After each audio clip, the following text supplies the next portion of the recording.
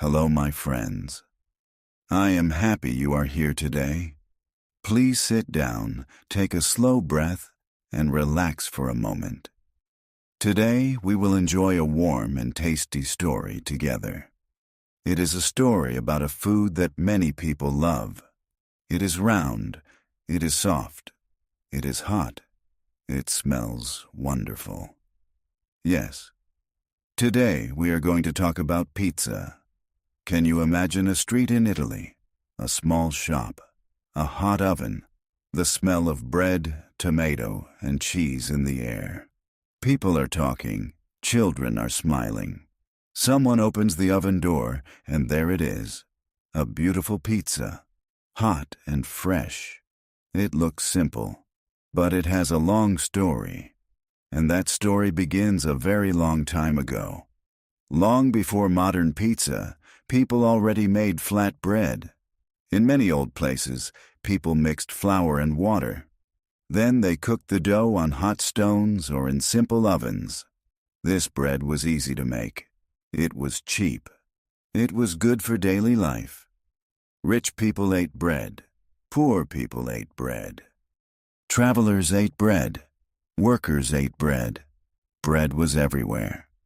In the ancient world, people sometimes put oil, herbs, or other simple food on top of flat bread. This was not pizza yet. Not the pizza we know today, but it was the beginning of an idea. The idea was easy and smart. Take bread, add something tasty on top, and eat it while it is warm. Many centuries passed, kingdoms changed, cities grew, and food changed too. In the south of Italy, especially in the city of Naples, life was busy.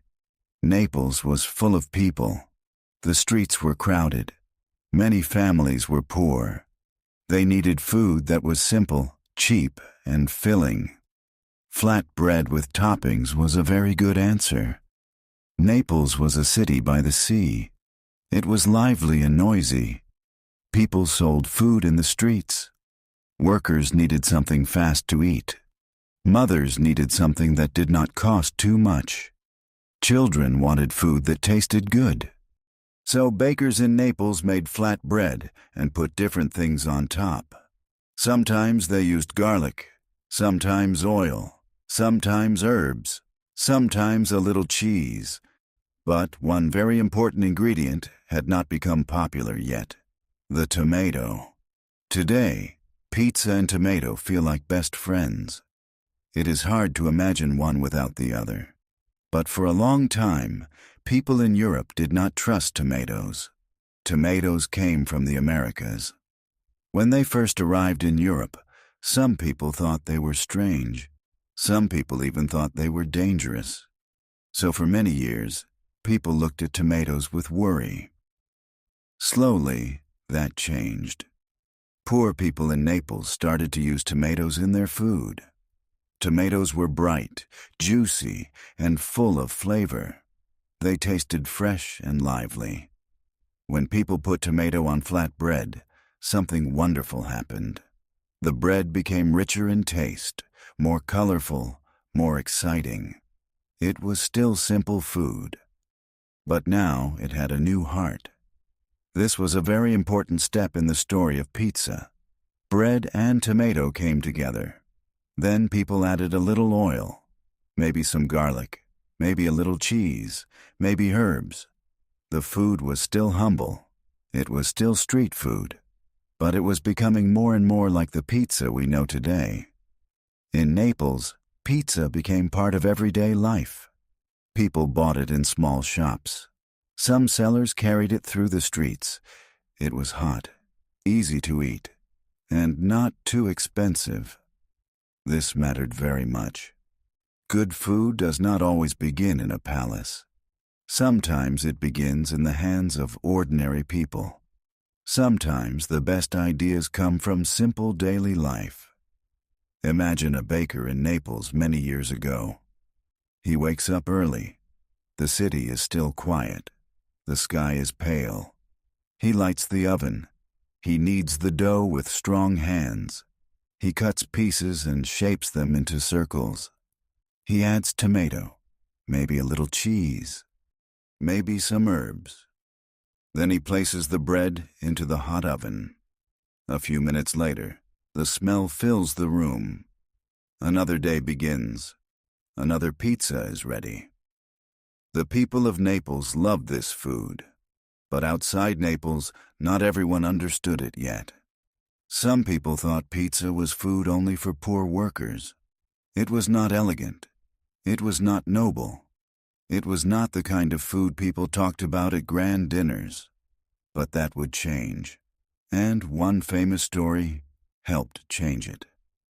In the late 19th century, Italy was a united country, but still a young one.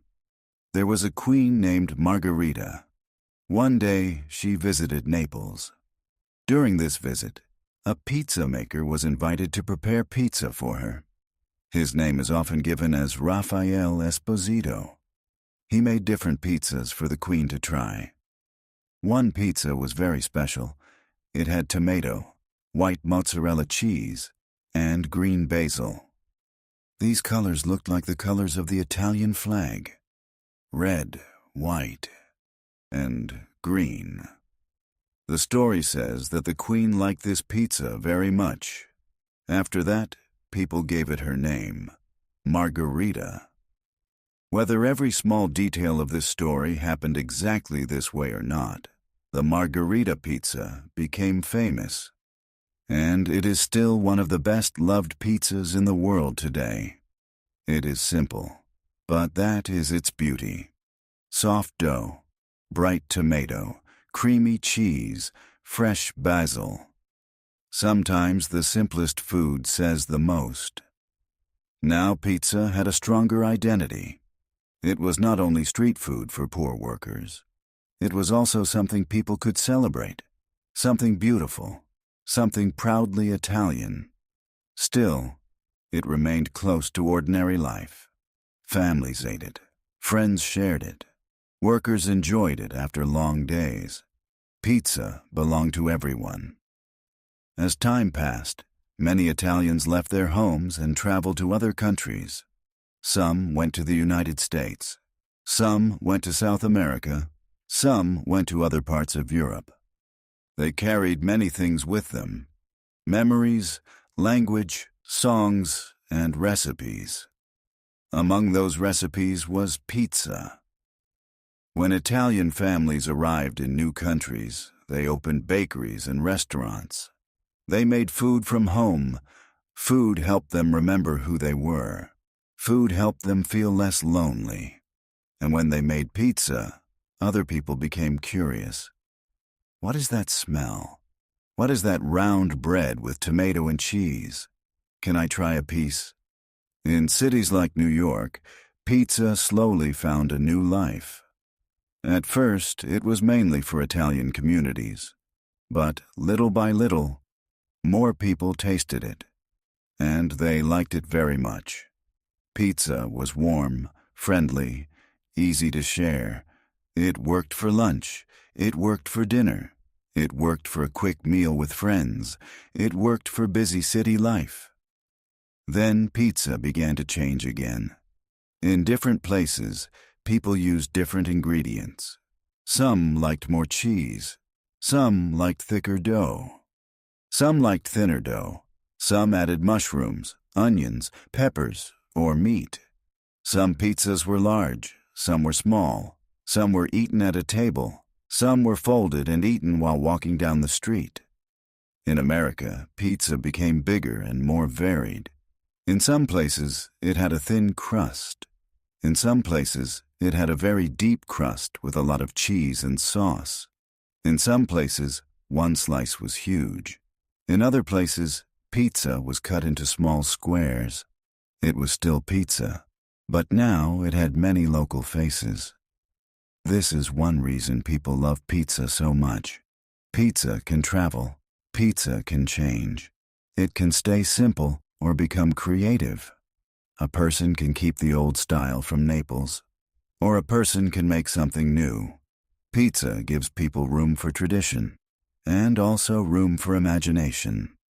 But let us go back for a moment. Back to a quiet kitchen.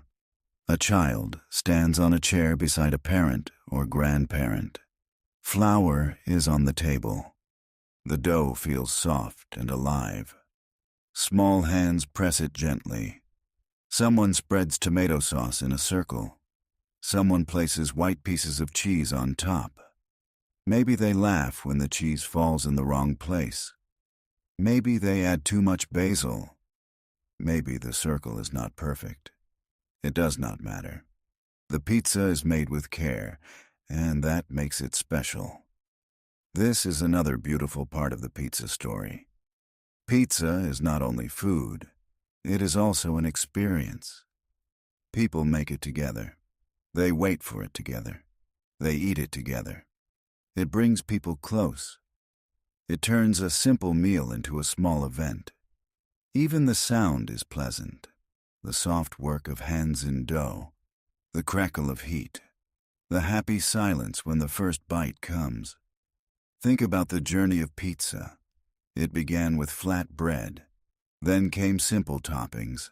Then tomatoes changed everything. In Naples, poor people helped shape this food into something wonderful. Bakers worked with heat, skill, and patience. A famous queen helped make one kind of pizza well known.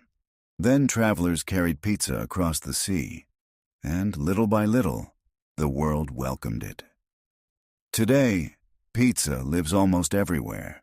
In small towns, in big cities, near beaches, near schools, in family kitchens, in tiny street shops, in busy restaurants. People eat pizza at birthdays, after work, on quiet evenings, during long talks with friends. It can be part of celebration, or part of an ordinary day. And still, at the center of pizza, there is something very simple: dough, heat, and care. Pizza does not need too many things to be good. It needs balance. It needs attention. It needs someone who understands that simple food can be beautiful. That may be why pizza has stayed so loved for so long. There is also something warm and human in the story of pizza. It reminds us that great things do not always begin in rich places. Pizza grew from ordinary life. It came from need, from creativity, from daily work. People used what they had. They made it delicious. They shared it. And the world said yes. We love this too. Maybe that is why pizza feels happy. It carries no heavy rules when it comes to the table. It invites people in. Come sit down. Take a slice. Stay a little longer. Talk about your day. Smile for a moment. Pizza is not only about hunger. It is also about comfort. Even now, in Naples, pizza is still deeply loved. Many people there care very much about the old ways. The dough, the oven, the tomato, the mozzarella, the timing. These things matter. They are part of history, part of pride, part of identity. When a pizza is made well, it connects the present to the past. And all around the world, people continue to create new versions. Some are very traditional. Some are surprising. Some people love only cheese pizza. Some want vegetables. Some want spicy toppings. Some want only a little sauce. Some want a lot. Pizza can be many things, but its heart is still the same: warm bread shared with joy. So the next time you see a pizza, maybe you will think about its long journey. You may remember the old flatbreads of the past, the busy streets of Naples, the bright tomatoes, the hot ovens, the queen who tasted a pizza with the colors of Italy, the travelers who carried the recipe far from home, and the families who still make it together today. It is amazing, is it not? One simple food, one round bread, and inside it, so much history, so much travel, so much love. Pizza is more than a meal. It is a story. And now that story belongs to the whole world. Thank you, my dear friends, for listening with me today. I hope this warm pizza story helped you enjoy English in a calm and easy way. You are doing such a good job, step by step, word by word. Please tell me what story you would like to hear next. And if you enjoyed our time together, please like, comment, and subscribe. I will be very happy to see you again soon.